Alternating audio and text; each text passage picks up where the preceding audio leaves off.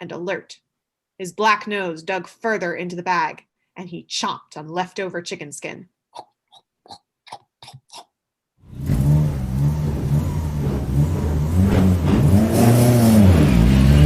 Suddenly, a car whooshed up the street, and the canine leaped to safety. He retreated to the forest, out of sight. Geraldine quickly sped back to the cats. I saw it. Oh no, it's still there. What do you think it is? Sybil, find the book. Sybil, find the book. Why am I always the one who has to pull down the books? Sybil rummaged through their tiny library of cat-related books they had acquired, including 101 Ways to Scratch a Pole, Humans, an Owner's Manual, and A Complete Guide to Napping. She pulled out the book she was looking for, Nature Things to Know. Sybil casually turned the pages. Don't see anything you're talking about. Geraldine tapped her paw on the book. Look, here's the wolf page. Okay, it's not a wolf. Could be not a jackal. What about a coyote? Coyote? Never heard of it. It says they eat small pets such as cats. Cats? Sybil, don't. You know it's true. If dogs are already interested in us, what makes you think a wild, big dog, almost wolf, wouldn't be? We're trapped. Unless we give it something else to eat, it may be interested in eating us. Sybil, that's a great idea. We'll give him a tin of chicken tomorrow morning. What? An entire tin? We all get several a day, and when we get dinner, we'll still have plenty of food left. So we're starving so we can feed this big dog? No way. Gary, we've got to.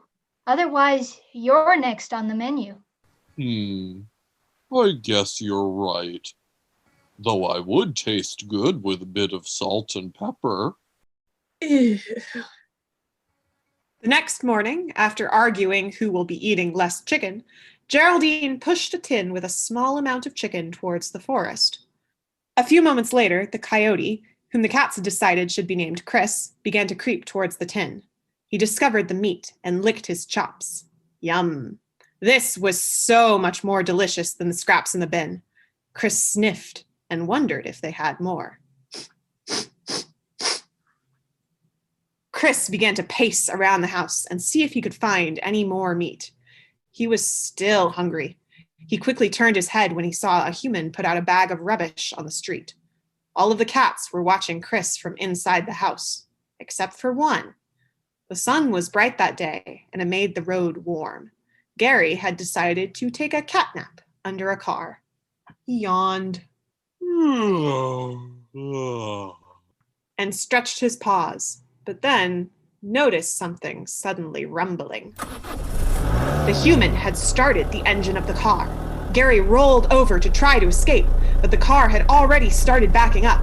His black fur blended in so well with the road, it was hard for the driver to see him. Gary dodged the wheels, not knowing which way they would turn next. No, I'm stuck. Help! Chris smelled some sweet smells from the rubbish bag, and he jumped into the middle of the street. The driver of the car gripped the steering wheel, and the brakes screeched. The driver was dazzled by Chris's fluffy gray and red fur. The tires rolled into one of Chris's legs, and Chris let out a sharp yelp. Gary had just enough time to squeeze himself from under the car and puff as fast as he could back to the house. He stopped the car. I was about to get run over. But I thought coyotes were supposed to eat. He didn't come after me. He saved me. The cats crowded around Gary and helped brush off bits of tar from his fur.